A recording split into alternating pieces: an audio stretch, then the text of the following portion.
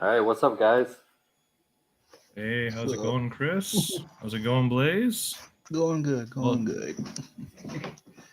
into the July 22nd edition of Wrestling for the Weekend. And we're going to do some roundtable talk about some matches and segments for the week. Blaze, do Yeah, you want to start up? Yeah, shit. We gotta talk about that damn FTR versus Bullet Club Gold match. That was, yeah, that's a good and one to start with. let's Yeah, say I I'd say love so. tag team wrestling. That was a damn good one. Really, That was like, an incredible match. Incredible match. 2 out of 3 falls on Collision.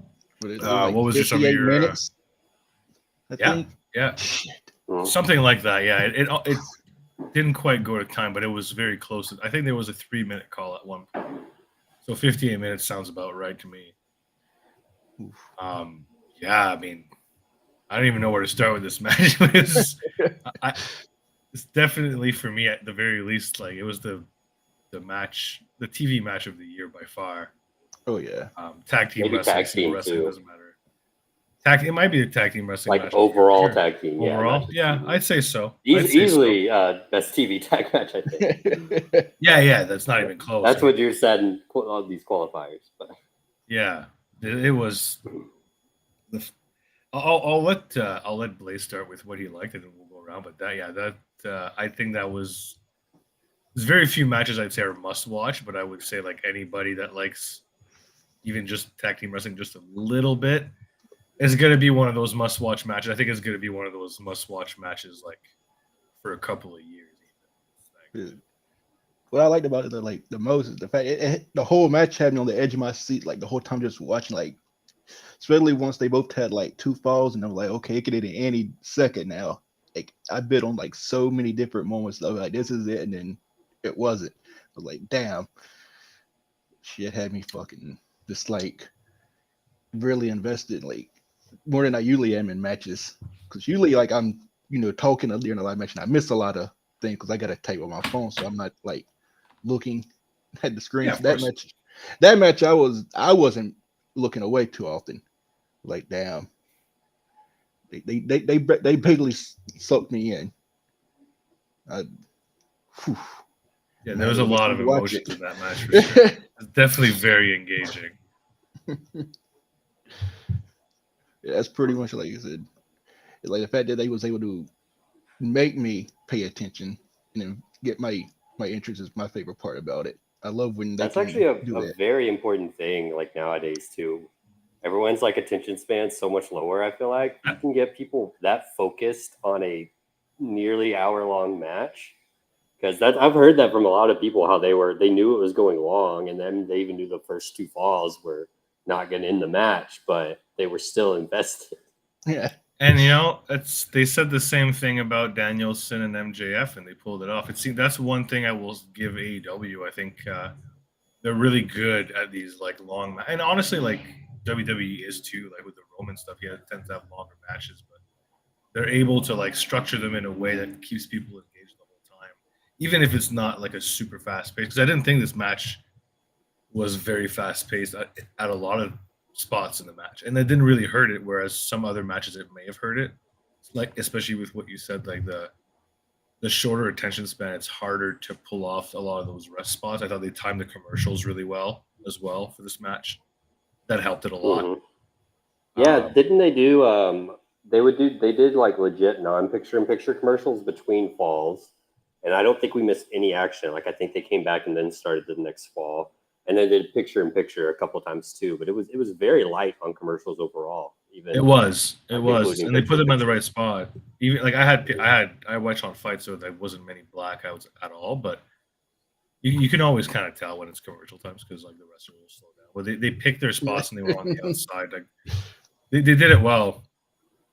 So there's a lot of interesting things in this match for sure.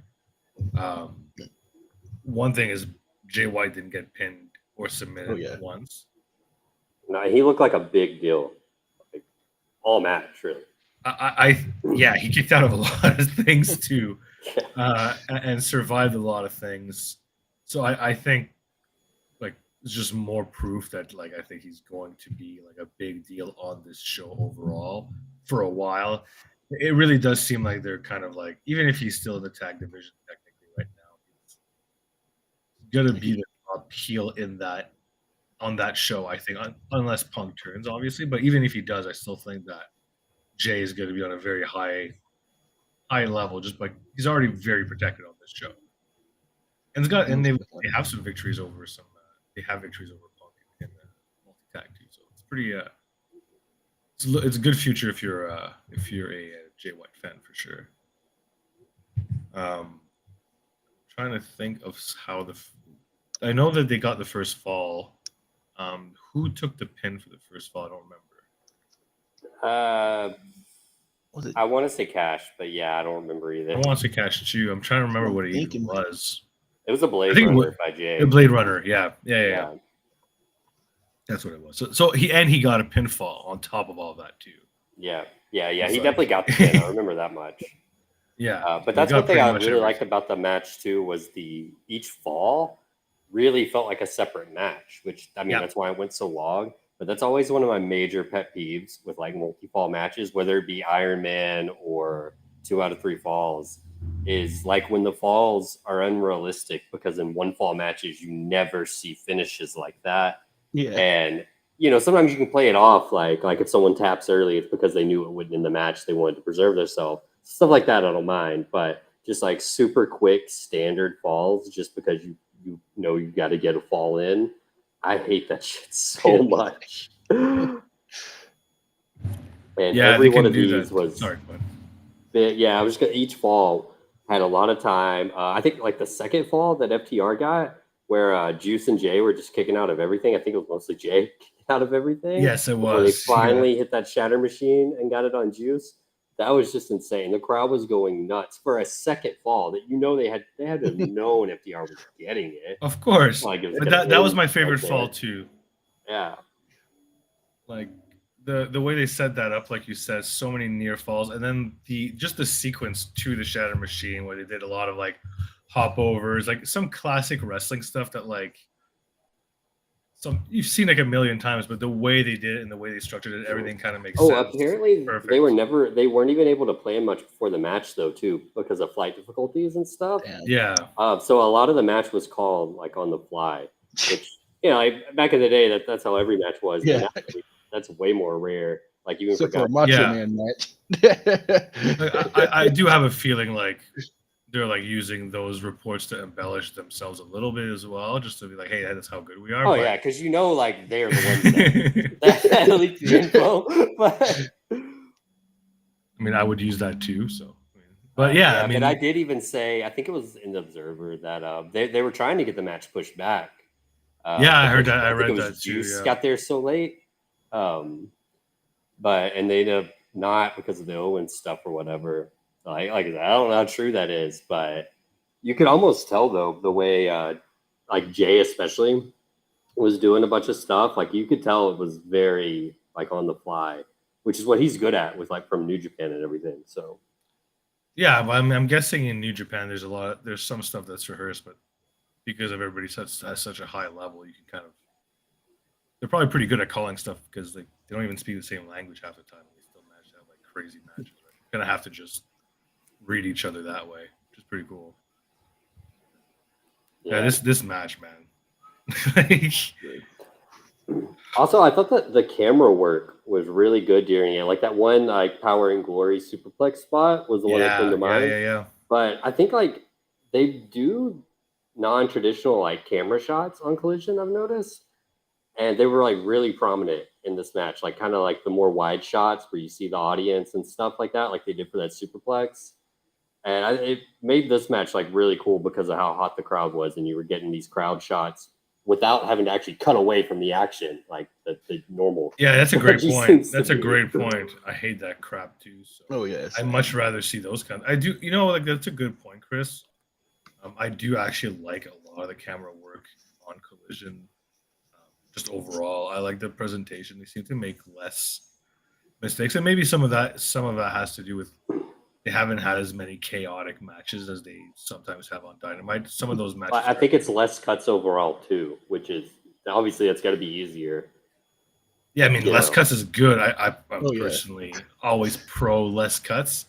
You need some cuts. I understand. Like, you want stuff to look good. You don't want like, like there's some camera angles that are really really bad for wrestling. Like, it kind of exposes some moves and they Yeah. look really crappy. You You see don't that want stuff when that. you go to shows live too. Like Yep. they'll do a If you're on a kick certain and angle, it's yeah. so obvious that it never touched anything.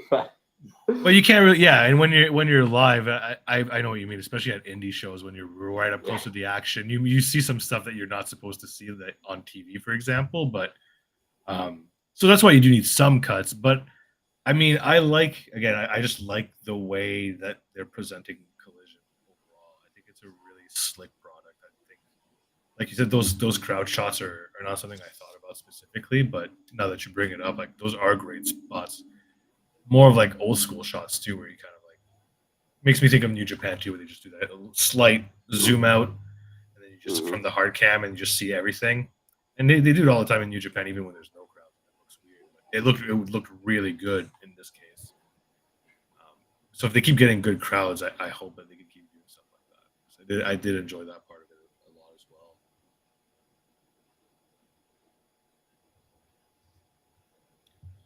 Is there anything else about the match you guys liked? No, I think I said my piece on that one. Just think sort we of covered it. and like I'd probably put it. It's a top 10 match of the year. Easily, easily. Overall, like, and I like. It's weird that I have to think about that because there's been so many good matches. Yeah, I honestly at this point I don't remember which match like was even this year or at like the very end of last year. So I really need to like actually start getting a list together. See, I don't usually have that problem because I'm good at remembering when matches happened in relation to like other matches. And I just know Wrestle Kingdom's like beginning of the year, so there's before Wrestle That's a Kingdom good point. Yeah, that's usually the first major show because it's like the fourth usually, right? The fourth or the it's always the fourth. Like I mean, like Noah had they have their big show in like the first, the New Year's show, and there's always good matches there too. So if like Noah was a hotter company, I'd probably use that as my pick. But yeah, it's it. I don't know.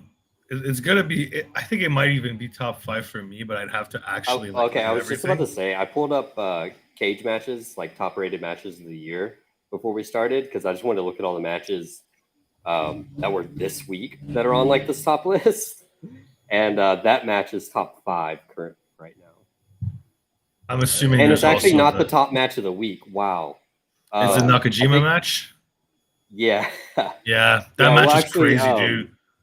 We'll talk about that a little later. I'll pick that one for mine because I do want to talk. Unless you want to talk about it next, Jeff. But you can go next if you want. Pick one. Yeah. I'll wrap up the tag matches with one question. Just what do you guys think? Well, we know what's next for FTR, but what's next for Jay and Juice? We know they got like a whatever tag match this week on Collision. They're gonna win that match against not Top Flight.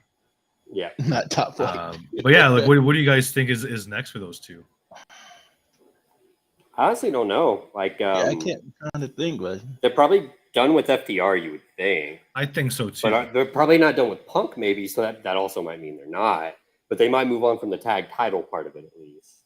Yeah. But I guess it's really dependent on what Punk does with Ricky though, and that we know that's something scheduled for tonight too. It is. Because they can move on to a completely different feud now. It really could be anyone because we know like the base of Collision, the usual guys, but they could still bring in anyone really, even if they haven't been on Collision yet, to be in a more prominent role. So I genuinely don't know. It'll be interesting to see. I'm looking forward to seeing where that faction is going. And just overall, what's next for Jay? Because I think it's a question a lot of people have. We can move on to my match. So my first match I picked was from last night. I picked Willow against Athena because that match was crazy. Yeah. There was part of me. I'll preface it by saying this, like, and I don't know if you guys were a bit feeling the same after Claudio and Pac. I was like, like, are they going to be able to follow that? Because that was pretty crazy too. And then they did. and like blew it out of the water. Absolutely deserved main event. Like this match was. How long did it go? Do you guys know? It must have went at least 15, 20. I can pull it up real. Yeah, if you don't mind, I'm curious. Because it felt like it went. because it got a lot of time. And Yeah, it didn't what's feel crazy rushed to at me all. about your point about following Pac and stuff, I kind of had that same fear too. And it's insane to me that Willow didn't even win, and it was still able to follow it. Right? I'm not even Ideal like. win, you know? And usually, like that's man, that's ball. Like that's like 2 Empire Strike Back, like Yeah.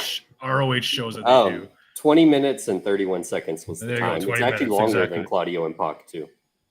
Perfect. That makes Was that the makes me longest happy. match in the whole card. And worth mentioning too that it's the first women's match to main event an ROH or an AW pay-per-view, which is also a big deal. Pretty awesome that Athena and Willow, of course, but got that opportunity. I'm just really happy for Athena because she's not a lot of people watch ROH, and the work she's been doing there has been absolutely incredible. For me personally, she's like the main reason I watch ROH. Yeah, I was about Like, to say that. I think there's a lot of people that might like have her as the top or even only reason they're still watching ROH. Absolutely. Her run's been she's that good.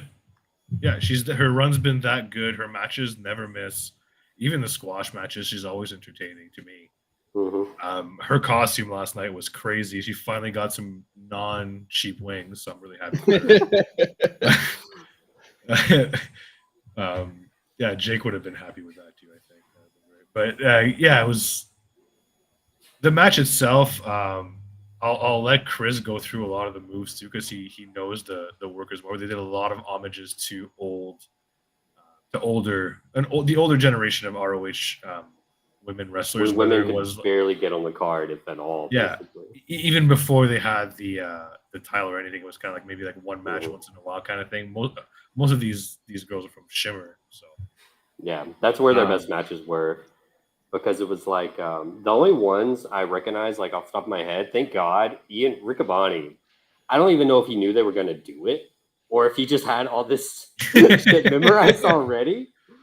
Because he knew every single one, and he was right about every single one. Because a few of them came back to me, like as he said them. The one I recognized though, off the top, like instantly, was that Oblivion, because that move is sick. That move was gross, man. Mischief's old finisher, yeah. And I barely even remember Mischief having a ROH matches, honestly. Like I think I only watched her in Shimmer, but I'm sure she did have some, because she was around the same time. Like Daisy Hayes was another one they did her move, which I didn't know at the time.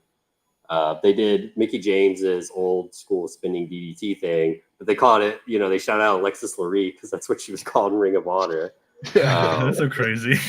The more recent one, actually, it's not even recent because it's kind of a crazy story, was Sumi Sakai was the first like Women of Honor champion, their original women's title in like 2016. But she was also in the very first ever women's Ring of Honor match like 10 years prior, because she's an older Joshi wrestler and she had came to America like way before and wrestled in Ring of Honor. So she has like lots of history with Ring of Honor. And that was probably like the most recent one that they paid homage to though too, because she wrestled. She was even in the last tournament they did that right, I remember that. For the new version of the title, yeah. But I love those callbacks to that, especially. But then after all of that was done, they started doing callbacks to their first match a few months ago, and that was crazy because it was so. And again, I can't shout out Ian Riccaboni enough. He said everything he needed to say at the exact times he needed to say it to enhance that story. It was insane. And they did the callbacks to their last match. They pretty much did the same finish, and this time Willow just kicked out. And that's when I was like, "Oh, she's gonna win." Same. But then she didn't. Yeah. When I was like, "Oh shit, she's gonna do it. She's gonna actually do it." That's when I thought it was over too. But then she went ahead and kicked out of the gut wrench power. Is that what's the name for Willow? Is it just a gut wrench power bomb? They call it it's a Doctor Bomb. Doctor Death. Dr. Bomb. Whole power bomb move, but Ian Riccaboni calls it the Babe with the power bomb, because Willow is the Babe with the power. Yeah, that makes sense. I don't know if that's the official name, but he says it every time. Yeah, he has kind of his own commentary, like specifically for Willow. So he's obviously a huge, or at the very least, his character is a huge. Willow huge actually mark. called Ian the most positive person in wrestling. Willow said this about someone Willow, else. yeah, he's always like just on, man. He's always got a huge smile on his face. Like I Actually, just to side on Ian again, I saw him tweet earlier, either last night or this morning. I saw it this morning, but he and it's crazy. I didn't even realize it. I knew the women part of it. It was the first ROH women's main event, but it was two African American women main eventing too. Yep, that's right. He made a point to tweet about that and how big of a deal it was. And someone, had the usual stupid response of like, why can't it just be called a great match? Why does it have to be about their race? Blah, blah, blah. And it's so funny. He replies to people like that all the time, but he's still so positive in his responses. Like he was like, now, friend, was how he started the tweet. And I was like that. And then he had a long tweet, explaining why it's so significant, and everything. But it was completely respectful and everything. I was like, he's a better man than me. A better man than me. I would have popped off for sure. But yeah, man, like that's a great point though about that as well. It's kind of I'm assuming that's the first time in a major promotion since Sasha Bianca. Yeah, I would think so. Because it's been a minute since WWE even had a women's main. I know some people were Sasha Bianca may have been the last time the women's did main event. There you go. Because I know like some people were making but it's always been pretty rare too. I would say. Yeah, like of course. With the 2 Nights of Mania, it became more. And I think they may have done like a Hell in a Cell, like way back in the day with like Charlotte or something, was like probably the first time ever. But other than that, other than 2-day WrestleManias, I don't think they've ever even done it much. Probably maybe 5 or 6 times total.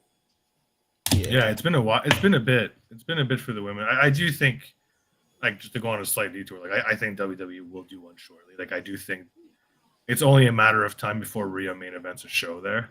Oh, definitely. I think once, especially once the bloodline stuff cools off, I think there'll be more room. Mm-hmm. Yeah, because you can't not main event with that stuff. That's the thing, right? It's too hot right now. I get it. Yeah. I get it. Like that's the reason everyone's going to stay tuned in. I mean, yeah, it just makes sense, and it does look like they're going to go with the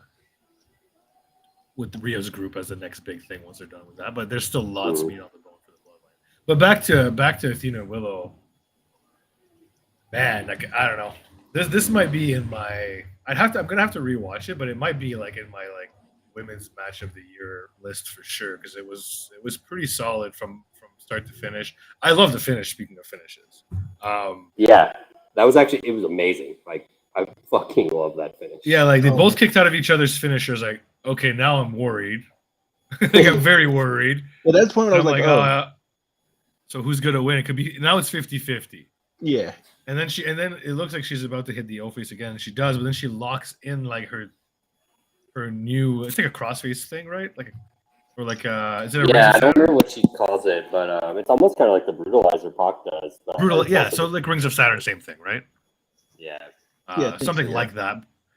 And then she just like brutalized her with it, like oh my god! And then like I love the struggle. It was kind of like still not for sure that she was going to kick out or not. They did a good job of like getting close to the ropes, and then like at one point she like grabbed her leg and like wrenched it too. That was pretty nasty.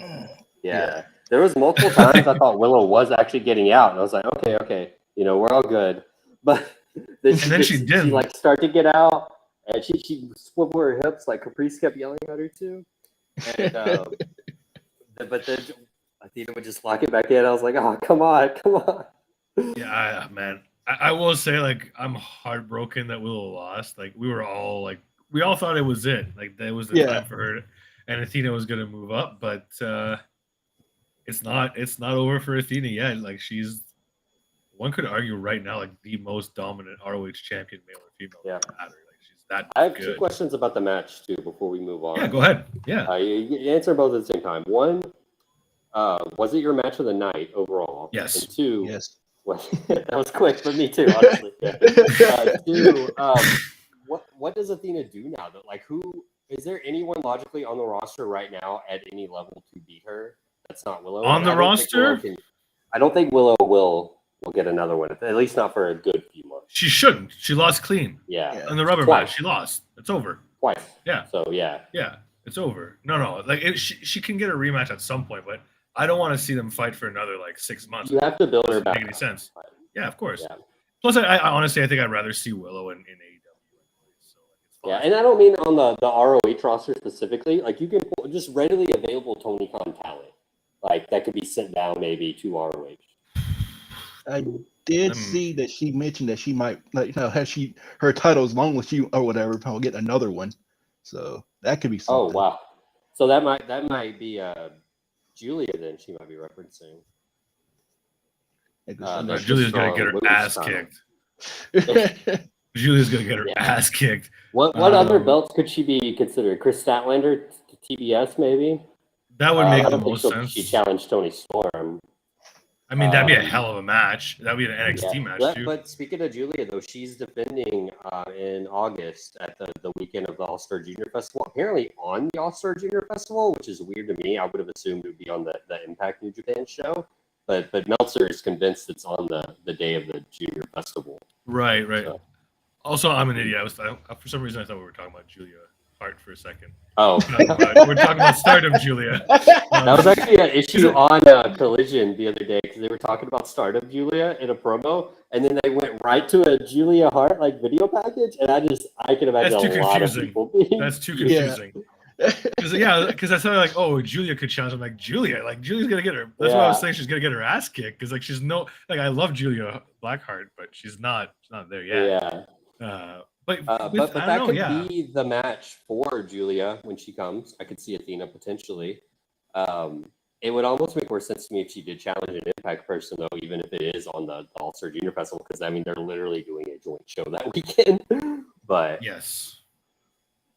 But I don't know what other titles Athena could be talking about outside. Like Chris Statlander seems to make sense, and she kind of needs something to do too. I wouldn't mind that title versus title feud.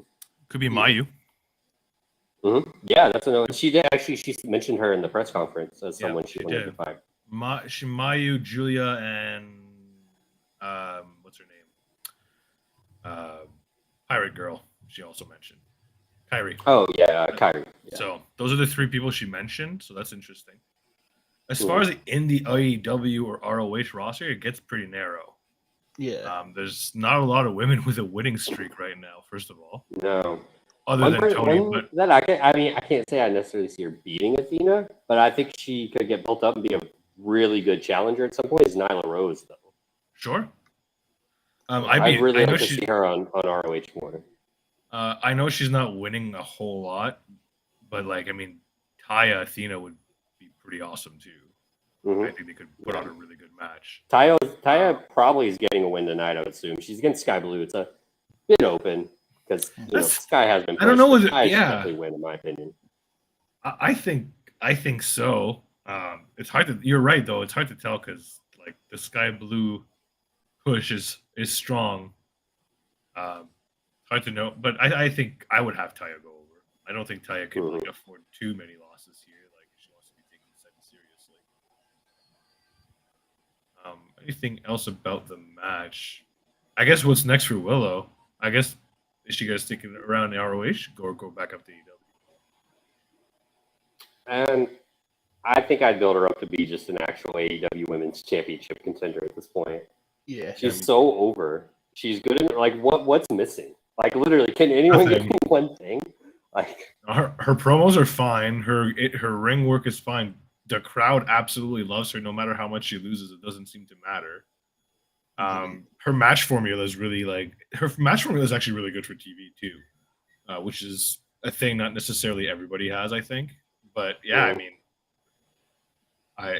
but like which championship? Like the world? Yes, that's what I mean, she doesn't have to win it, but like she needs to be in that vicinity, that division essentially, Yeah, I'd say so, especially with Statlander being a face. Yeah. Don't really need to have those two cross paths right now. So And I don't think they want history's already there Statlander to with lose. the history's already there with the Outcast Mhm. stuff, so it Yeah. makes sense. Yeah, I know, but I don't know if I really want to see more of that. True. Yeah, and I Sorry. mean, I do think Man. they're kind It's of in been a like the holding same pattern shit. with that stuff until Hater comes back too. And it doesn't even, yeah, it doesn't sound like they're 100% sure Hater is going to be back for All In. So Mhm. that was some Meltzer stuff. I think he was mostly speculating, but it doesn't sound like they're 100% sure like how bad it is. So, sorry, it wasn't Meltzer. I think it was Ross Sapp I was listening to a few days ago. That was kind of Mhm. hinting towards that. Same with Kyle. Doesn't sound like Kyle's anywhere near ready. Yeah, his was his neck, so that really doesn't shock me. Yeah. Oh, as a side note, there was no like Big E on SmackDown last night or anything, right? It was just No, he was just backstage. I think he figured lives it in Orlando or something. he does. I figured that's what it was, but I wanted to double check it. Yeah, I seen the report that he was there. Yeah. Bailey was on happens the all show the though. She didn't wrestle or anything, but she did her angle, so I'm assuming her thing's good. Like she'll be okay. Who's that? Sorry. Bailey.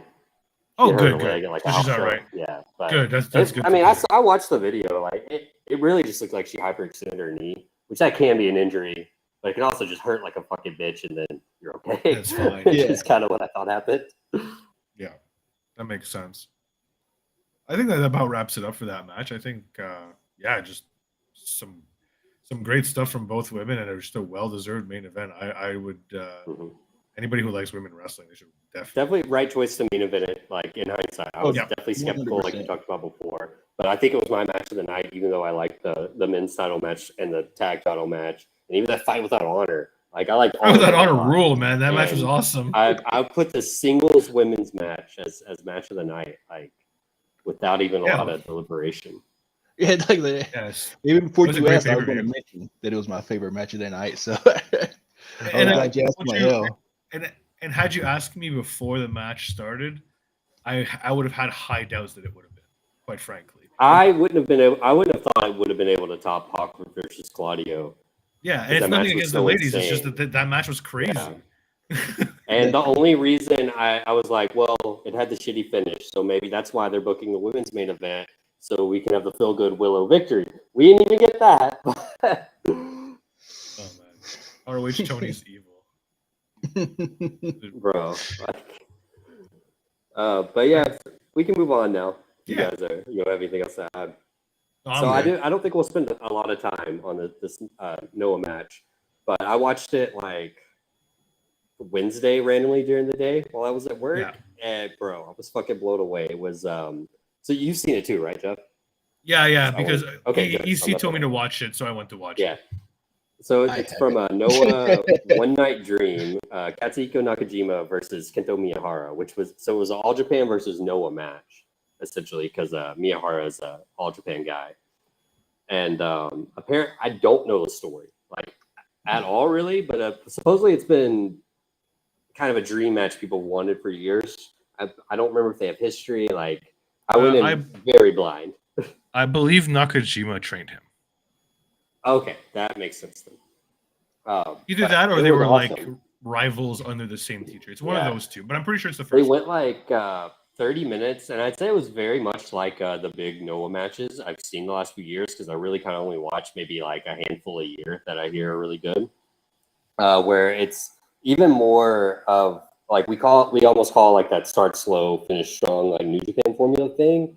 It's like an even more almost exaggerated version of it, where they start really slow and they build very gradually, but every single thing they do, even though it's not a lot, is like so awesome.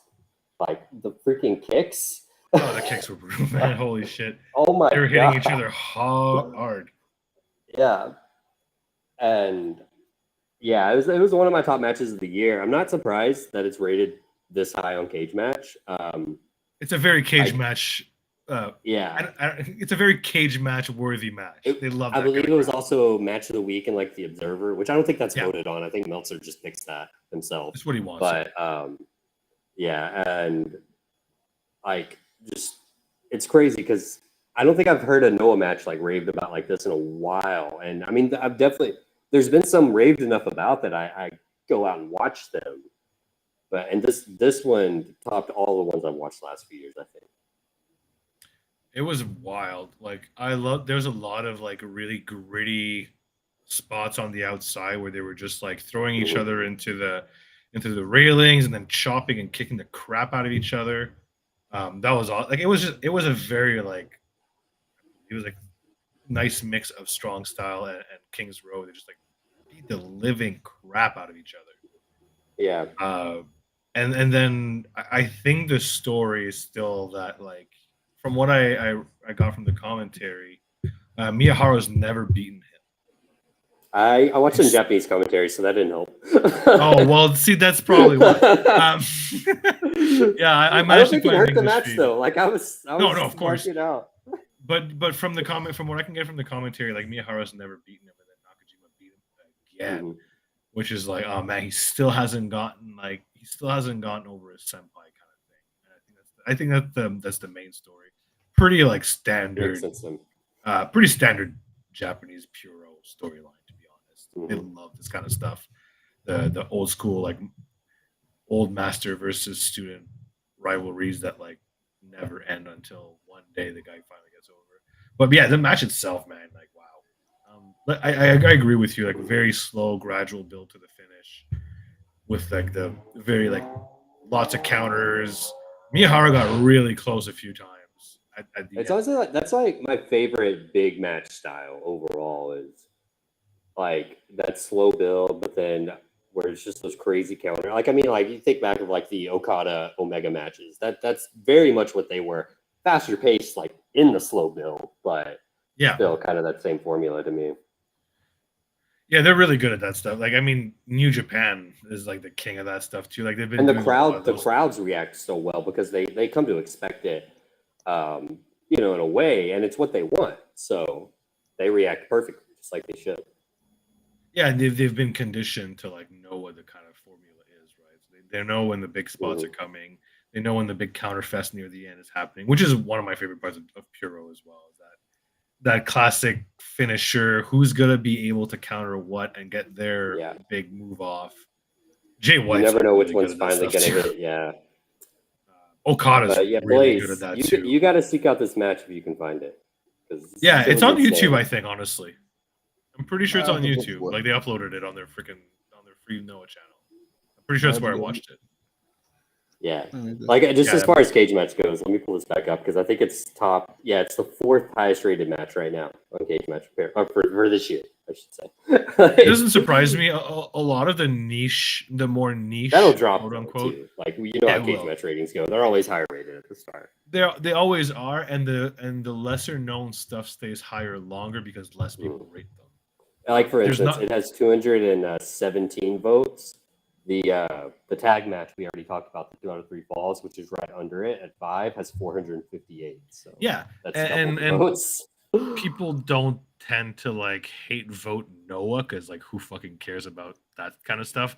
It's usually like AEW stuff, WWE stuff. Usually is the kind of stuff that gets like weirdly like hate voted to like bring down stuff. Omega matches or Young Bucks matches get a lot of that too. I'm sure there's examples for WWE too.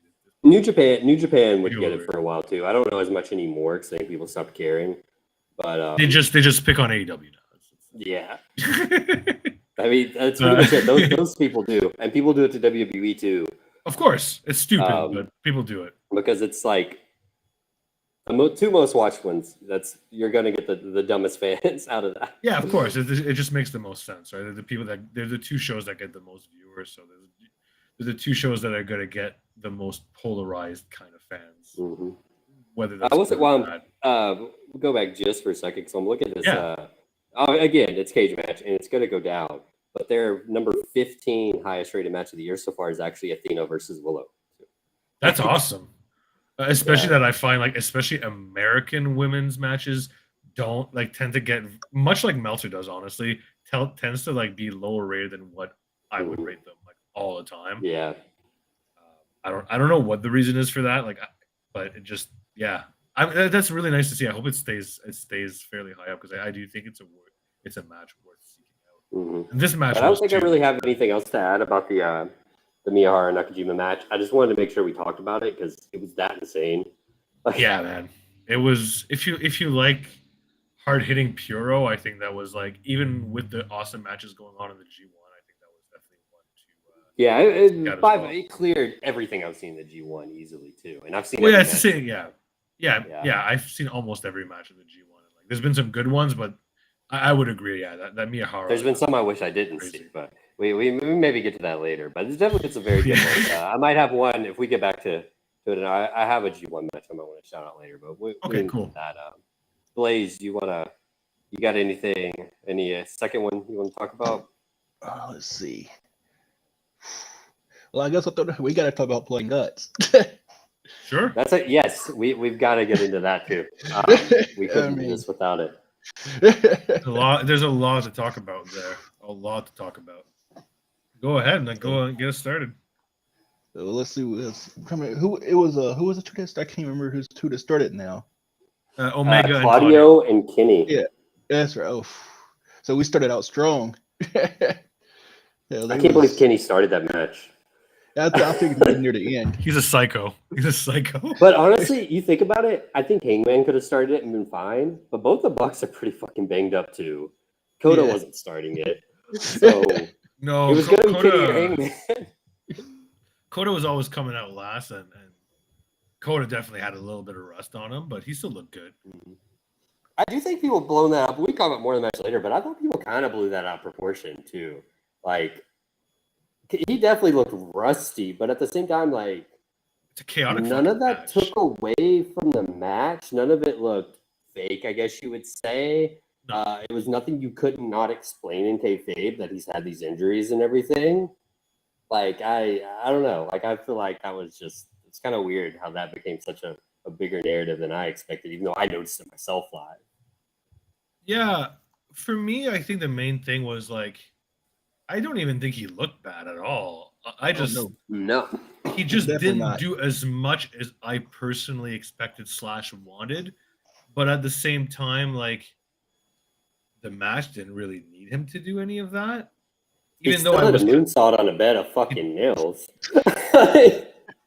He did do that. And then we can go kind of into the match. Like, the match itself didn't really end up being a high spot fest that much. It had some high spots. But we talked about it in the chat after the match. They wrestled a bit more of like a gritty, hardcore match as opposed to like a crazy high flying match. I'm assuming they did that for a reason too, like probably to like avoid some injuries. It's personally what I wanted too, and yeah, it did. Even with all the crazy weapon use, it seemed a lot safer than the last two. It did. There was no bump off the top, yeah. But well, they didn't have Sammy Guevara in the match there, so yeah. Other than Pac's like crazy double stomp, dog. I wouldn't say there was anything that seemed super dangerous, other than like a stray nail could have caught someone, I guess. But the glass stuff was pretty gross too. Yeah, glass is actually the glass stuff is. I was reading about it. Apparently how they do it. It's the same sugar glass they use in like movies and stuff. Yeah. So it will cut you, but it's very surface level cuts and just hurts like hell. But there's like no real danger of like it really piercing you or whatever, like real glass would. And, and like getting stuck in your skin and all that stuff. Yeah. Yeah, that was why. The it wasn't even a bed of nails. It was like a bed of screwdrivers. Yeah, it was technically screwed. I'm going to keep calling it a bed of nails because I keep forgetting. Even commentary called it that. But yeah, it was fucking screwdrivers. It probably hurts less, so that's good. But I mean, like, we all know, like, I don't know if you've ever laid on like one of those things. Like I actually have. Mm-hmm. Yeah, I've stepped on one. It doesn't hurt. But like, there's a difference between laying on it and getting slammed on it. Obviously, yeah. Well, so like what Alvarez was freaking out about on some of his shows today was like, yeah, the gimmick is it doesn't hurt because the nails are all close together and everything. Like, I've laid on one before, you just don't feel anything. But he was like, that's all well and good. But he was talking about that spot where Kenny gets thrown into it and then it falls on top of him and it just scrapes his back. Oh man, poor Kenny, man. He's gonna be banged up after this one. He also took that crazy bump where he, like, I don't even remember what exactly happened, but where he just flew into the cage and then back into the ropes. Like, Moxley yeah. Or something. When he was trying to springboard, maybe? I don't remember, but I don't know. He did like I don't know if that was like a bump he came up with, because like that bump looked really, really nasty, but like he controlled it really well. He like kind of backed off the cage and then like slammed his chest on the second rope and then back onto the Yeah. cage and then back and then kind of laid there and draped. That was some good shit, man. Look Like dead. it looked absolutely brutal. He's so Storytelling. and also really made me want to see Claudio Omega in a singles match, because the beginning of that Yeah, I hope match that's was when we get it amazing. We man. need that. at some point. Put the ROH title on Kenny Omega. Fuck it. Why not? Belt Collector 2.0. Let's go. But I don't know. I don't even know where else to start with this match. Like there was so much that happened. Like you said, I didn't think Kota looked bad. I was happy to see him. He did that weird spot where he jumped on the tacks after the match too, which was like the most Kota Ibushi thing ever. The finish was awesome. Both parts of the finish. Yeah, I really liked it. The fact that Pac was just like, nah, screw you guys, as soon as they kind of got a hit. Yeah. That made sense both with the story and like he kind of already got his piece of Kenny Omega in that match. Mhm. So he's like, Yeah, I'm good. I saw someone talk about how he came in like super early because he was the second one, just beat the fuck out of Kenny, and then got pissed at Claudio and left. He's like, I'm good, peace. I did see something too. I don't remember this context. I kind of assume it was during the little like love triangle they had with Eddie, Penta, and Moxley going on, where Pac was involved too. But apparently Moxley walked out on Pac in a tag match a few years ago. Oh yeah, yeah. Yeah, I kind of assumed that was when Eddie was friends with Penta. Pac wasn't having that. Eddie was also friends with Moxley. Remember they were doing that whole thing with those I remember that. And I guess during it, Pac and Moxley decided teamed up. But yeah, Moxley actually walked out on Pac during a match. So someone's like, he got his revenge. Pac would remember that stuff. He's he seems like someone that little petty ball of hate. Like he's just so angry. So he definitely would remember that, especially against Moxley, because he definitely doesn't like any of the top guys in AEW. He's just he's a bastard. mean little gremlin. He only likes Lucha Bros, I'm pretty sure. Yeah, nobody really knows why. He just kind of like. I think he mostly just likes Penta, because like Penta's crazy. It's probably because they don't speak the same language, so they can't really annoy him as much. Yeah, he's just like, take this Hamalad, bash this. Because I don't really think the Lucha Bros speak any English. Like I know they say phrases sometimes in promos, but I don't think they actually speak it. Like I don't think they really think like it or even tried. I think maybe Phoenix can speak like a little bit. Penta, no.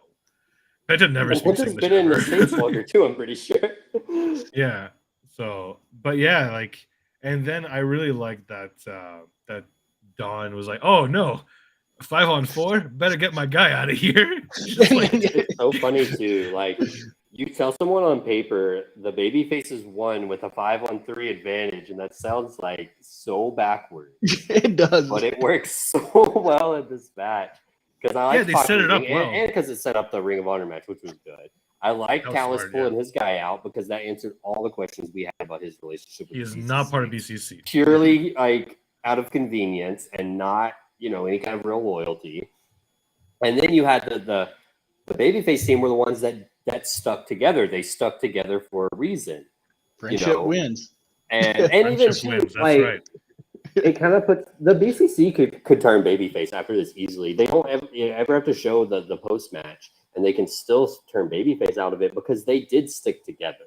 Where the other two people left it, like. And Mox is so fucking over. He can turn babyface whatever he wants. It doesn't matter. Yeah, Claudio too, honestly, for that matter. Oh yeah, Claudio's pretty over for sure. It's only people just like Boogie Yuta, really. Wheeler can be a babyface. We've seen it. I think it's easier for him to be a heel because his face is so punchable, but that's kind of a separate point. A very long face. I would genuinely love, though, to see Wheeler Yuta make up with the best friend one day. Like, I don't know why. I think that would pop me so hard after he was such a dick to that. Right. Man, imagine, like, them getting back together and winning the trios. That'd be pretty cool. Yeah. But, oh, man. being a best friends fan is pain. But It's that's what I nothing mean, too, but with pain. I don't know where I can kind of predict where Kenny's going to keep feuding with Takeshita. We know that much, and Yes. probably other people Yes. get brought in. So the Elite will probably stay with that too. Probably even Hangman included too. I could see Hangman maybe branching off and having a singles feud. But I imagine the four Possibly. core Elite are going to stick together and feud with the Don Callis family. It's probably going to be a thing. And but what's next for the BCC? Like, That's a great question. Danielson will probably be out a little bit longer, as from what It sounds like he's going to be said. out past All In, sadly. Yeah. I mean, after last We're night, it looking seems probably- they could probably feud with Dev Triangle. Yep. With the, Yeah, that's actually a good point. That could be more of a long-term thing than just this match coming up. And maybe I'd like to get some more singles feuds out of that. Oh yeah. Yeah, you can definitely. do that. That'd be good. And then what I would maybe do is, because you're talking about Hangman, I could see maybe even Hangman sticking with the Bucks and going against Dark Mhm. Order. I think that's the next logical feud for them. Yeah, that's interesting too, because that's definitely not over, I don't think. No, The only reason I don't say think it so. could They're be 1-1. is because the Dark Order are, yeah, they did get that win. So that kind of disproves the point I was about to make. But the Dark Order Sorry. tend to not be like as important on TV as they are on like social media and BTE because they're good at building their own stories, like even Yep. Uno on Twitter and stuff. He makes me more into it than I should be a lot of the times. And but they did get that win. That's right. So that does kind of put them in a different level of importance. Yep. And, And I still sorry. we didn't really get any good closure, I don't think, in Ring of Honor with the Righteous feud as great as and brutal as that match was, because I still think Stu's going to come back, and maybe too. they even potentially still fully side with the Righteous, like as heel. I think Yeah, Stu I could could see just that. use it, but I do think they're going to be heels, and if they're going to be heels, throw in Vincent and Dutch. Do like a little super group. I think it'd be awesome. I mean, those two guys in Dark Order would be awesome. Mhm. I'm with you on this 100%. This is great. I also think that like it would be good for Stu to be part of this. First of all, Stu didn't like Hangman like a lot near the end, especially. He was one of the Yeah, he reasons was he the left, one that kept. Yeah, like in he was kayfabe, pissed. obviously. Mhm. Yeah. He was pissed at Remember, it. he had that pissed. awesome rant on BTE at Hangman, like right before he left. It was probably like maybe a month or two before he left, so we didn't know yet. And then Yeah. after he did leave, and he said it was because he wanted, better singles opportunities and stuff. For sure. People brought back up that BTE promo, and they were like, "Oh shit, he was being for It real." was serious. And then Yeah. but they could run back that promo in this Hangman feud and it would work really well, and I think they should. I would love a Stu Hangman singles match. Oh my god, That'd be great, right? Yeah. That'd be Yeah. super sick. I think Uno needs he's one the best too, though, worker in the honestly. Dark Order, right? Like it's Oh, not even close. definitely agree. He's the best worker in the Dark Order. So, I mean, like Evil is pretty good, but he's getting like long in the tooth there. So like, Mhm. I get it. He works a certain style. And I think it works for him, but I think like, yeah, he's getting older, so like doesn't really need to go as hard as like Stu's fairly quite a bit He's younger. definitely I actually don't even know his age, but Uno is definitely better now. If he like the best Uno match I've seen in a while was the one last night, and then like that one against Moxley where they just killed each other. Those are the kind of at this point he's like he's going to be a pseudo hardcore wrestler or something, it seems, because those kinds of brawls. Yeah. Are He's by good at far, brawls. like his big Oh, strength definitely. right now. We're used to he could do more of the high flying and big tag team stuff, but yeah, definitely getting a little older. I think he's a good in like I would put him in like a Tommy Dreamer kind of role in AEW. Mhm. It's a good spot for him. Kind of like a gatekeeper brawler kind of guy. I think that's a great role for. Or in trios, he's great too. Yeah, or even just tag still. Him and Stu, I think Stu could be a huge tag team like in AEW if they really. Stu can do go that anything. direction. He's that good. Like, Mhm. and I do think that Stu, like if they build up Stu properly, he really brings them a bit more legitimacy as a tag team. Whereas like, Yeah. this guy's a serious wrestler that can beat anybody. But back to the BCC though. Yeah. Because again, what are they like, going to do next? I've just been racking my brain because I think there's so much they could do. I did hear one theory that finish could play into their future too, of Moxley being the one to give up for Yuta, and when Danielson does come back, like Danielson's pissed about that because you know he can cause it weak, amateurish or something, you know, and they could ramp back up the Danielson Moxley feud that started That the would whole be group. sick. Which they That only would had be like great. 2 matches before the group really started. They could get a lot more out of that. Are they 1-1? Some more. I do believe so. Yes. Yeah, because Danielson won the first one, I think. And And then I think Mox Moxley beat won on him pay per view when Regal for the debuted. title, Yeah. for the interim title, I believe, right? No, there's no title on the line for that one. Or was it in the tournament for the title? It was Revolution. Okay. Wait, I think you're right. I think their first match was at Revolution, and then the second was actually for that interim title tournament thing. It was. I was thinking they had one before Revolution, but I don't think they did. I think that was the one. It was like right after for a Punk while. got injured the second time. Mhm. Yeah, you're right. Yeah. Yeah, and then BCC kind of like Yeah, really I was imagining really a got going after that. match that never happened. I think. It's okay. There's a lot of matches in AEW, man. You do It's a so lot funny of them. too. Like before we move on to the next matchup, just a little side note. Like, man, when I was younger, like probably like 04, 05 ish. I was only watching WWE and like some TNA. I'd started watching then, like 2005. And like I used to like be on their websites all the time, looking at results. Man, my memory of like what happened when was so good. And even back when I like got more into wrestling again, after I took a little break in like junior high and high school, I was still like really. I would be on forums. I was like, yeah, I remember that match like 4 weeks ago or whatever. Blah blah blah. This is what happened, bro. I cannot keep up anymore. And So much.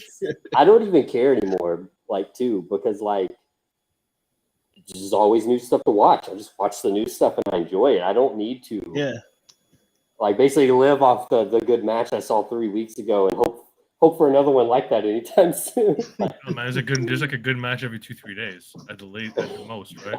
We're pretty much Crazy. spoiled There's so right much now. wrestling now. So we're pretty much spoiled right now with how good it is. Yeah, it's insane. Do you guys Like, think I can always find more. No, go ahead. What's up? I was gonna say, what do you guys think is the deal with Ibushi? Do you think we're gonna see him again soon? Do you think he's gonna be involved with Kenny's next story, or do you think he's gonna go away from it? I don't think he'll be tied down at all. He'll probably make a few more appearances this year. I'd be kind of surprised if he's not at All In, for instance. Yeah, I would say so. But I could also see that being like his only other AEW appearance this year. It's possible. He loves being a freelancer. Yeah, he's too like independent, I guess. Like, yeah, and he wants to do his school still. That seems to be like a really big deal for him. Yeah, so it might be a case of training. like doesn't want to get tied down until, at the very least, until that's like fully operational. Man, honestly, if I was Tony, I would throw money at a training facility for him and be like, here, open your school. Like, not with AEW money. You use your own pocketbook, like you've done before.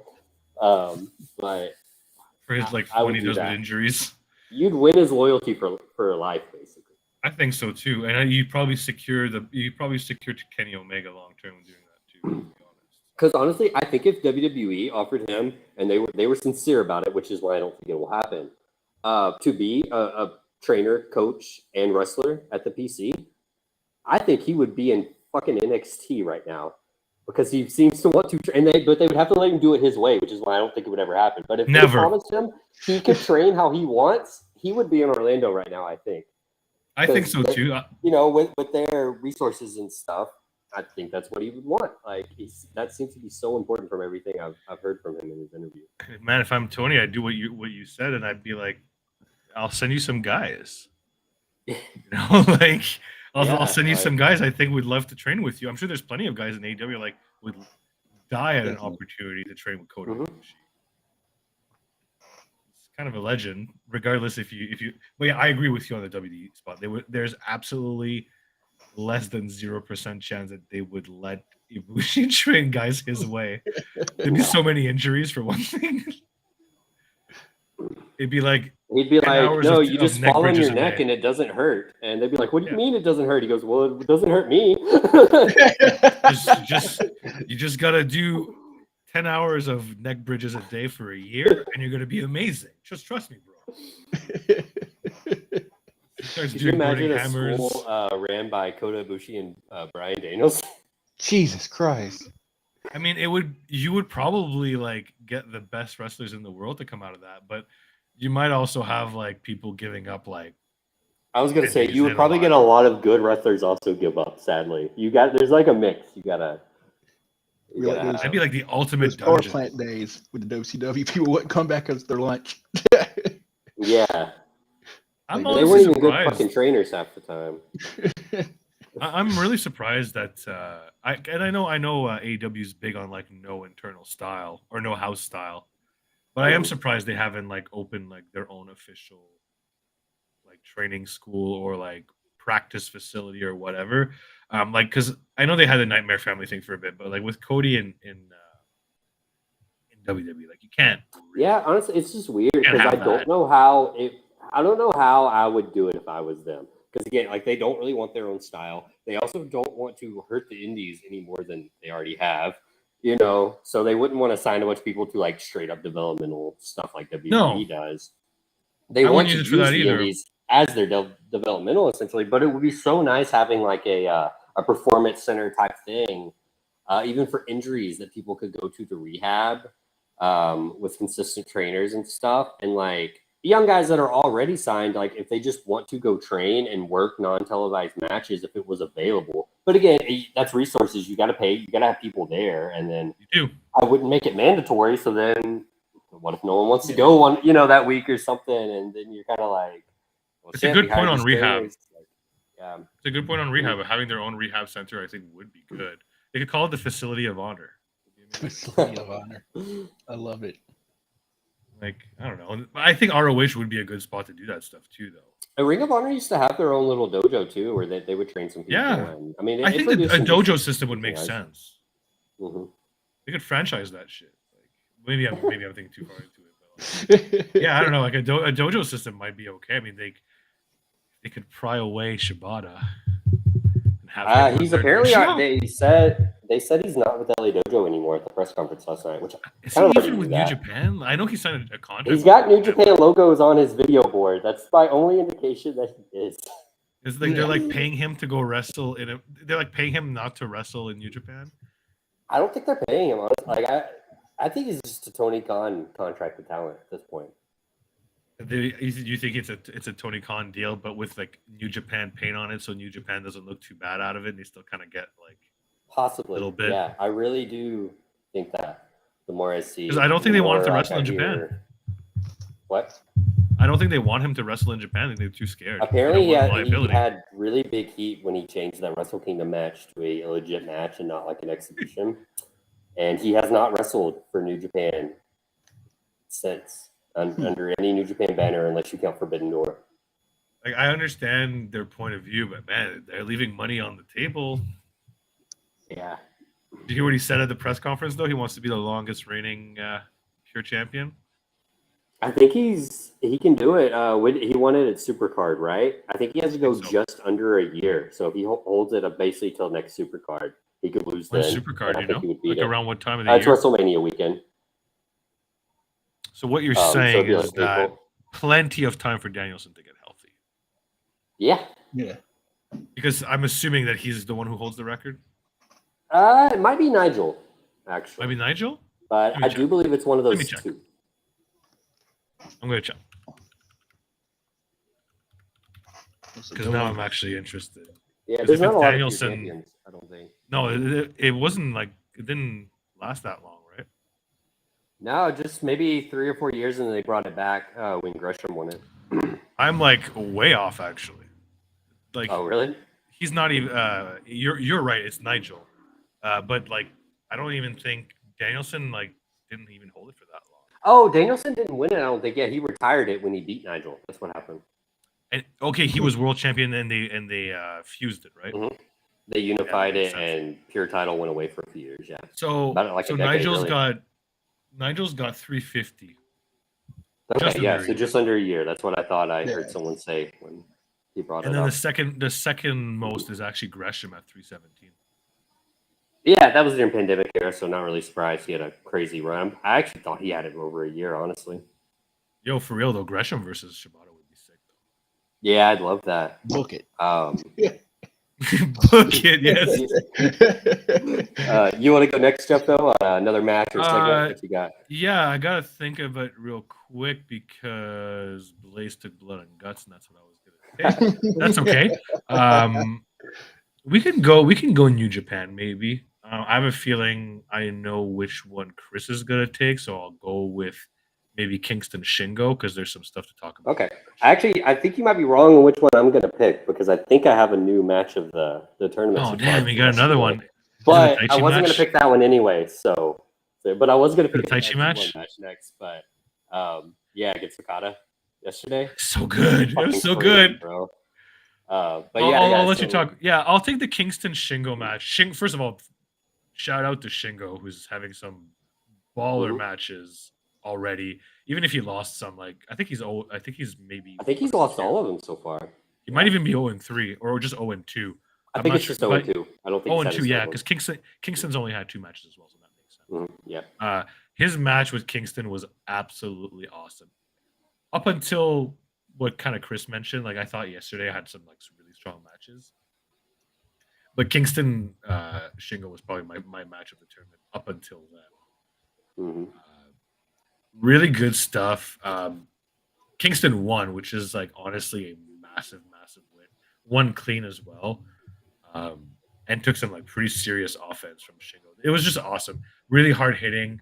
And the reason I mentioned it as well is because the segment that came after, once the G1 day was over, Kingston cut a promo about how much he respected Shingo, but also straight up called him out for All In and called out Tony Khan that he wants to fight Shingo one-on-one. Actually, he technically said All In or All Out, but I think that's because Eddie forgot which pay-per-view was which. I'm pretty sure he meant London. Either way. Yeah, because he said All In, All Out, whatever. Yeah.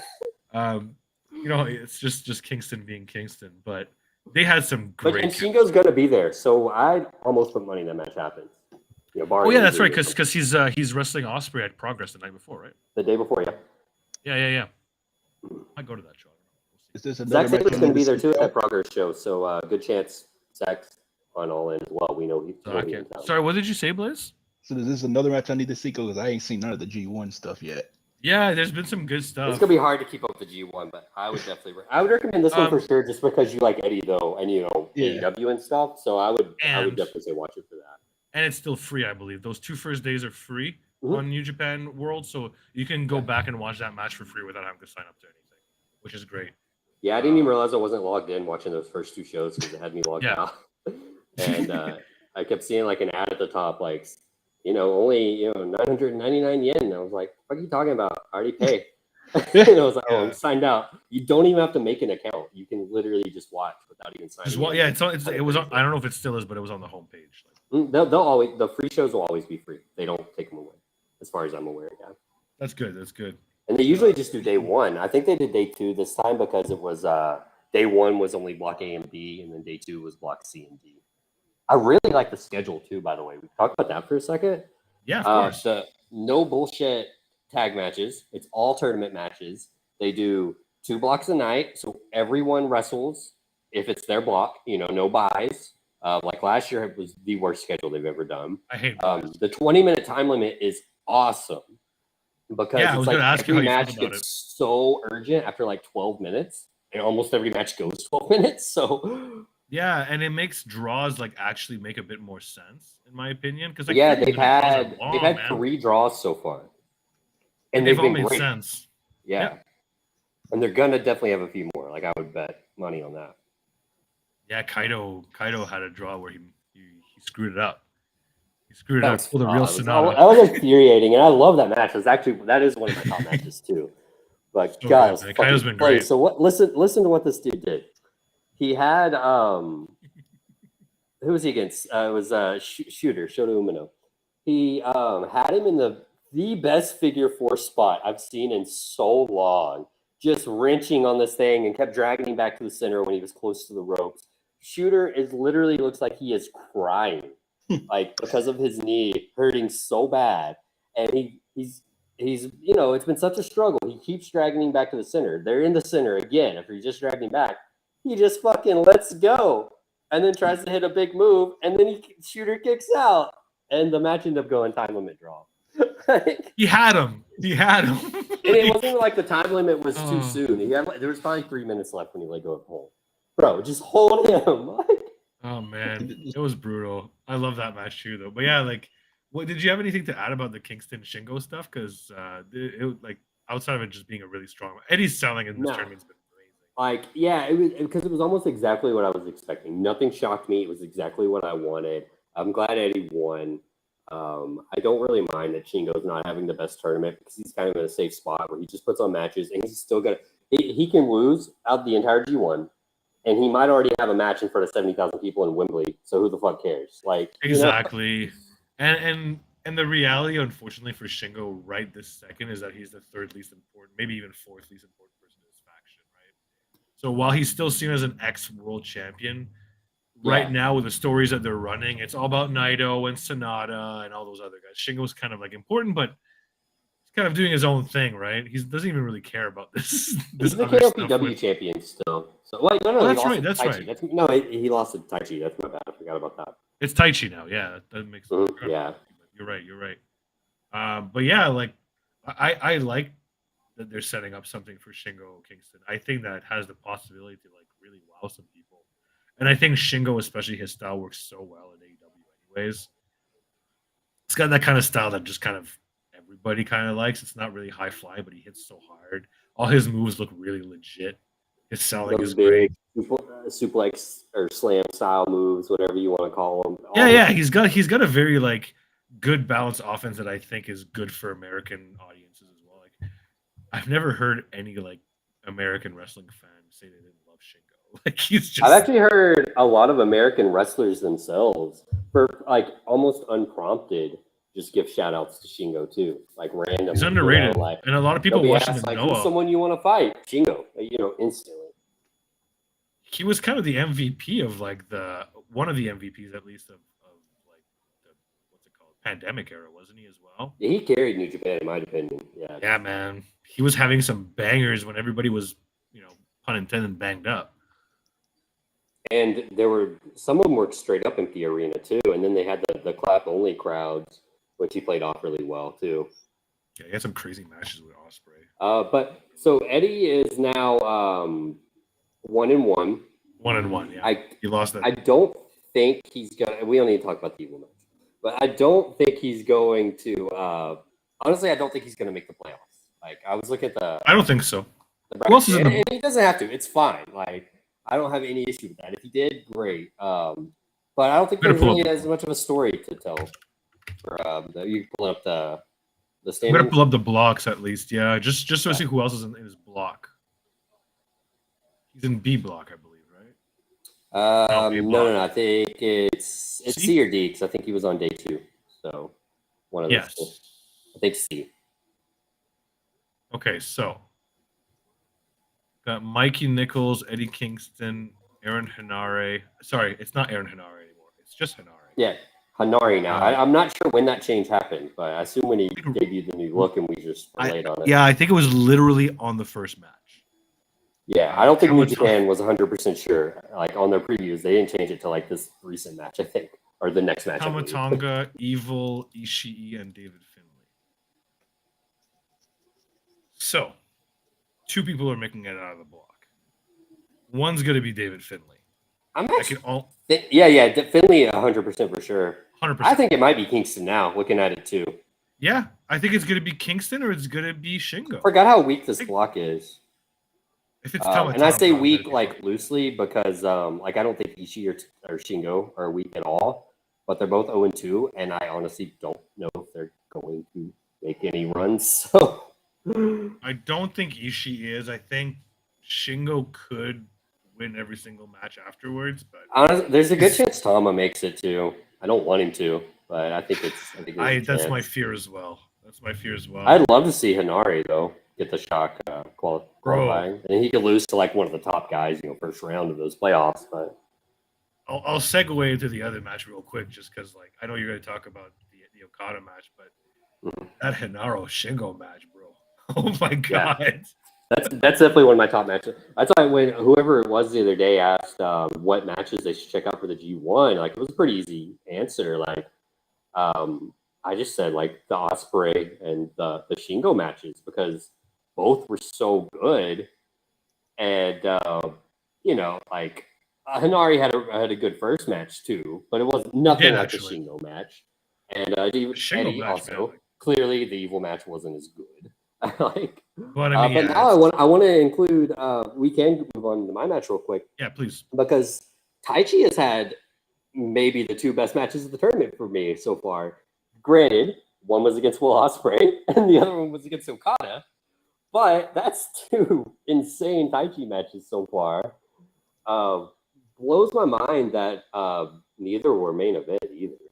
Like they should have been. They're doing really weird match scheduling, I would say, especially just for what's the main event. It's not like I don't necessarily dislike like what they're scheduling as main event, but it's not their usual formula at all. Seem to be going more story for the. Well, I guess for the events. Sonata Suji one kind of was because Sonata hometown champion. Yeah, that one makes perfect. That's a classic New Japan G1 day main event thing. But yeah, some really weird ones. Too. Mm-hmm. Yeah, I really like that one. Let's talk about this Taichi Okada match. Yeah, man, this thing was awesome. Like, I honestly, I think it's the best Okada match we've gotten in New Japan in a minute too, because he's been taking it a little easy, you know. He has.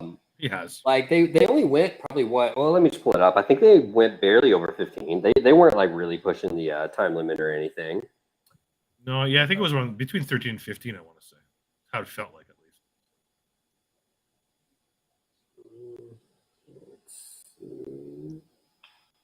It was not about it was yesterday.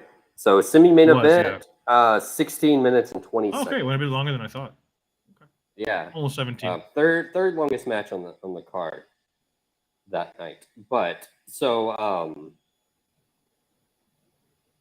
lost my train of thought. Okay, anyway, so it goes. It's like kind of your usual. I would say Okada G1 match starting. Well, actually, no, not the very beginning. I would say like the middle part was definitely usual. Beginning, Okada just fucking tries to kill him within 15 seconds, and I thought that it might be over. He's just gonna get fucked.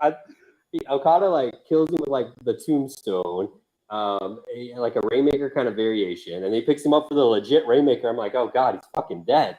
But he ducks and hits like his Saito style suplex, kills Okada's neck with that. And then they kind of moved into, after those big spots to open, which shocked me, they moved into more of the normal style match. Yeah. And then I would say probably, looking back, it was probably like about the last 3 minutes or so. It felt a little longer to me with as much as they did, but if I had to assume, I think it may have only been about the last 3 minutes. Those counter sequences were insane. Especially Taichi being like super desperate, trying to avoid the big moves, the Rainmaker, the landslide. Because you kind of, I guess in kayfabe, you get hit with that landslide, it's over. You're probably fucking over. It's like it's a signature, like Fight Forever or something. They start hitting you with those, you're probably fucked. You better hope you can reverse this finish. Yeah, like that. It's been going for a bit. Ahead. That landslide that landslide. Rainmaker combo. I don't think anybody's really kicked out of like that specific sequence. If he hits both in a row, it's GG. No, never, every single time. Never. They've kicked out the Rainmaker, but yeah, when he hits his 3 moves of doom or whatever, basically. It usually starts with a drop kick, I think, even. Yeah. Usually drop kick. And Taichi kept doing Kevin kept calling it the Taichi clutch, so I guess it's his signature pin. He's done it a lot. I didn't know it was like necessarily that signature for him. He locked it in one time, kind of loosely, and Okada kicked out at 2. And Kevin even brought up that it was kind of a loot. He didn't have it all. And then he hits it again. He locks it in tight. And I was like, oh, fuck. He's about to win. Because I didn't know the result at all when I watched, even though it had already happened. Right. And Okada kicked out like literally the last, like. Oh, yeah, that spot. Yeah. Dude. Yeah.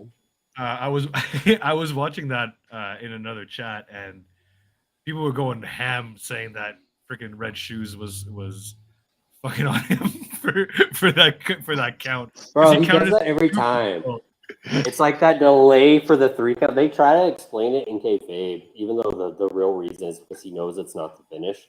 Yes. But they say it's like every pinfall he does, he always just skips a step before the 3 count. And it's fair because he does it for everyone. You know, that kind of nonsense. But He counted Okada's win Yeah. really fast at the end too. So I was like, oh, I know. God. That's why it's clearly because when he knows the finish, he counts normal. It's way It's too so obvious. stupid. I hate him. It was like, oh, you really like, oh, and Taichi was really late on that kick out too. It was like 2.9, like a lot of nines. What I really liked about that match too, I don't know if you noticed, there was some like kind of Kaido callbacks, where he like he did the stand behind him and then kick him in the face spot, and then Okada like visibly got pissed again. He's still kind of working Taichi on was that, talking like, shit too. I oh yeah, he I was don't talking. speak Japanese, but I can only imagine what he was saying. And sadly, talking some Chris smack. Charlton wasn't on commentary to translate. But like, But yeah, like I know, they're still. I was gonna say ahead. during the Taichi Tama match, or no, it was Tongaloa match. He was talking a lot of shit then too, and like wasn't a lot of English, but he was doing a little English, so you know Tongaloa could understand. And it was just so funny. I was like, damn, bro, he is just destroying people this tournament verbally. Oh yeah, Taichi's he's on a mission this tournament. But yeah, like they did a lot of those spots, and they're playing more into that like bully Okada gimmick, which I'm really really down with. They're slow burning it like really bad, but he's starting to be like not just pissed off with the kids now. Now he's pissed off with like a good example of him being a bully is after he got kicked in the face, he like threw Taichi to the outside and immediately DDTs him on the floor. He's done that a couple times too. He did that to EOP. Like he's starting to be a big dick. Like he's being a jerk, which is very he's throwing people to the outside just to hit a DDT. Like it's pretty heelish for him. Yeah. I don't know. I'm enjoying this slow burn of Okada. I'm really curious. He's gonna win his block there, obviously. Yeah. Let's talk about that though. Yeah. I'll run down the scores real quick, and that's what we'll end with that G1 update. Sounds good. Basically, so in the A block, at top of the table is Sonata right now. He's 3-0. No one's beat him yet, which is champions. That makes sense. I'm sure someone will at some point, but with Tsuji losing, and he hasn't fought Kiyomiya yet, has he? Nope. So Kiyomiya is the only one I can really see beating him. Like, I don't think they're gonna let these younger guys. Like, Gabe Kid's not gonna beat him. No. Someone's not gonna beat him. He already beat Hikuleo, Tsuji, and he's 3-0. I can't actually remember which one he beat so far, but Tsuji was the one I really thought was going to get a win. And then I found out it was in Sonata's hometown, so I was like, oh, probably not. Well, he's screwed. Yeah. You know, hometown guy's going to do the closing promo. But I think it's very obvious Sonata, Kaito are advancing from this block. Yeah, I think that that's a given. I think that they're top right now too. I'm not sure Kaito's going to beat Sonata. I can see them at the very least tying though. Or drawing. I think maybe they'll draw. So let me just run down the rest of the scores of the block real quick. Yeah. Sonata 3-0, 6 points. Kaito Kiyomiya 2-0-1 because he had that draw with 5 points. Gabe Kid 2-1, 4 points. Chase Owens 4 points. Ren Narita is 1-2 with 2 draws, so he has 2 points. Yeah, he's 1-2. I mean, he has no wins, but he has 2 draws. And same with Shota, same 2 points with 2 draws, 1 win. Or 1 loss, I mean. Yoda Tsuji he's 0-2 and 1, so he only has 1 draw and 2 losses. Very odd. And then Hikuleo is actually 0-3, which kind of shocks me. Yeah, he's done. He's for sure done. With that, yeah, I'd say, like we said, Kaito and Sonata most likely taking it. Might be a small chance that one of the guys in the middle might go on a run, but yeah, one of the 3 Musketeers with all their draw. They're going to draw with each other, I'm sure, every match. Yeah. I'm like 90% sure that's the booking they're going to do. But yeah, they're not going to make it. Hold them down, where I think Kaito and Sonata will just end up at the top. Yeah, because I agree with you. The 3 Musketeers are not making it. it's not their time yet. They're going to slow build that for like a few years. That makes sense. So let's move on to B block. Okada's undefeated at the top with 6 points. Of course. Taichi, Will Ospreay, and Yoshihashi, believe it or not, who's had a very good tournament too. They're at 4 points. Then you got Tonga Loa, Kenta, Great Okan at 2 points, and sadly, LP only has no wins. He's at 0 points. I know. That's Sad bummed about me that. out. He's probably Two gonna of get a his couple 3 matches. I thought he should have won too. Man, he was so close. Yeah, it's unfortunate. I was expecting LP to maybe have like a little bit of a hotter start, especially that they're like running him as a babyface now, but it is what it is. It's the G1. So My only consolation is I didn't think he was going to make the playoffs in this block anyway, so it's kind of whatever. Like, I'd be more disappointed if I actually thought he had that chance in the first place, but yeah, I don't know. He's so over as a babyface with the Japanese crowd. I don't know. I guess they just don't see it yet. Maybe they just see more as like a never open weight kind of guy. Yeah, I mean that brings a good point. Like I do think he should get that belt at some point. Yeah.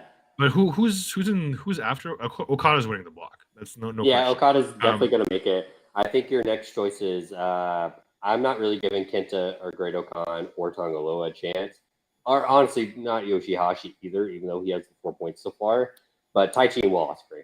That's basically who you're picking for second place. And I bet Ospreay is probably. I think he doesn't make it. I think Ospreay makes the most sense.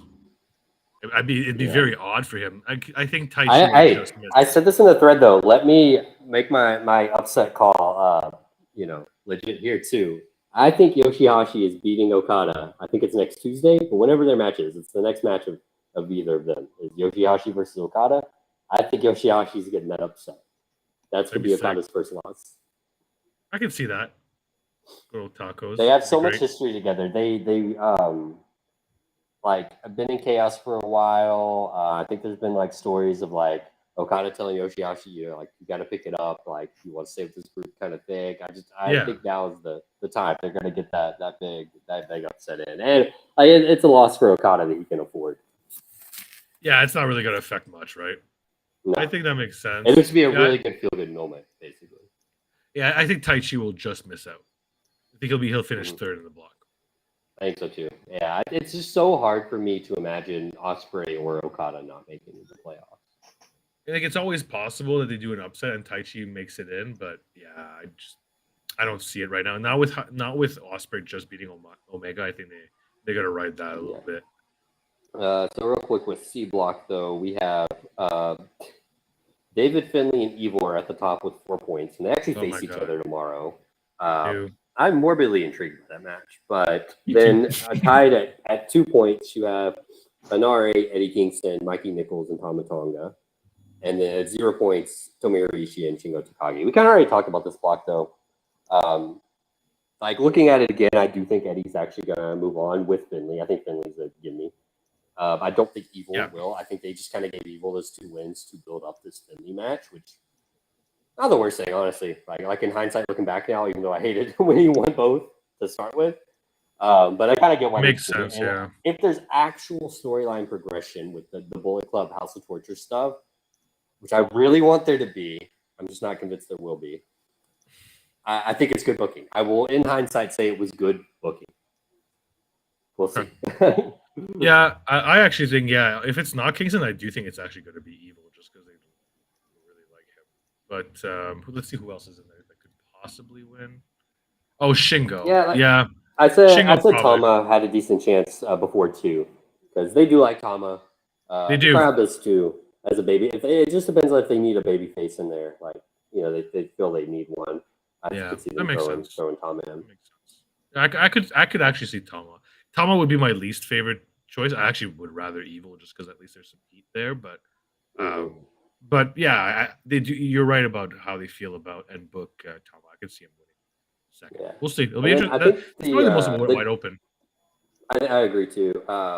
Actually, no. I would say the D block is actually the most wide open block. Okay. Looking at it, and I didn't even realize it until I looked. So at the top right now, you have Zack Sabre and Jeff Cobb undefeated with 4 points. Tied at 2 points is Shane Hayes, Hiroshi Tanahashi, Hiroki Goto, and Tetsuya Naito. And then at 0 points is Alex Coughlin and Tori Yano. Okay. I think Zach will advance. But I would say it's more. It's like a four. Like it's going to be Zach, Cobb, Tanahashi, or Naito.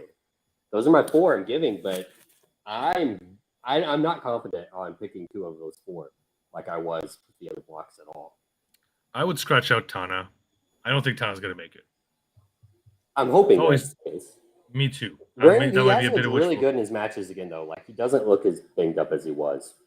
But Maybe one of those was a Zach match, so it's hard to count that. But he looked really good against Shane Haste, though. I was actually kind of shocked by how good that match was. I think it's gonna be good old New Japan, and it's gonna be Zach and Naito. That's probably who I would pick myself. Even though Naito's not won yet. Yeah. Well, no, he's 1-1. It said, so he's 1-1. Okay, so at least okay. Yeah, I don't remember who he beat. He lost to Jeff Cobb. I know that much. And beat Jeff Cobb could make it though. Bro, they had Jeff Cobb going he had the longest undefeated streak of a G1, like of a single tournament. He started like 9-0 or something, or 8-0, and fucking lost like 2 years ago. I just don't understand how they book him. That's why I actually don't think Jeff Cobb's going to make the playoffs. I just don't have faith in New Japan booking consistently. It's too bad because he's so good. He could put on really good matches for them too. I agree. Yeah, I think that's it. I'm going to go with Naito though, just because it's Naito. Yeah, me too. Naito and Zach's who I'm picking as well. Yeah, I think that's the most logical choice. Yeah. But we can wrap up here. Okay. I had a good show, and I like this format. If anyone wants to leave comments how you like it, but picking a thing, kind of go through it that way instead of trying to go card from card. Yeah. I think that's good. That'll probably be stuff. We'll do that more for the future, I think. Yeah, especially when we don't have like a card to preview or a straight up like huge pay per view. I know there was a Death Before Dishonor, but I mean it's so fresh. I think it's good to let people still watch it. Yeah, on a light week we would have spent this whole show on Death Before Dishonor, like I said before we went on air. But there's so much, There's too much stuff. Like I mean, just for instance, I don't want to talk about it. We don't have time. But we didn't get into any of Triple Mania. Like there was a fucking Kenny Omega Vikingo match. That's right. Yeah. QT Marshall beat Pentagon Jr. in an ambulance match. Yeah. Yeah. Like we didn't get into any of that. Like we really had to squeeze in like the Noah match, which was amazing and probably it's gonna go under a lot of people's radar. Yeah. We didn't even get into Rampage. We didn't talk about anything from WWE. I was gonna say we didn't talk about the J stuff. That's still been pretty good. So or Dominic winning the NXT title. Oh my God, we didn't even talk about. Yeah, we did not even get into that. Okay, we'll talk about that next week because we can't disrespect Dom like that. That is my point, though. There's so much going on right now that you can't cover it all. So I think picking our own, personal favorites necessarily is probably the way to go. Yeah, for that reason. I think I like this format too. I think we'll be going forward with that for a little bit for sure. Yeah, I'm down with it. All right. If you guys don't have anything else to add, though, I'll see you all next week. Yeah, see you next week. I'm good. You guys have a great rest of your day. Yep. All right. Peace out.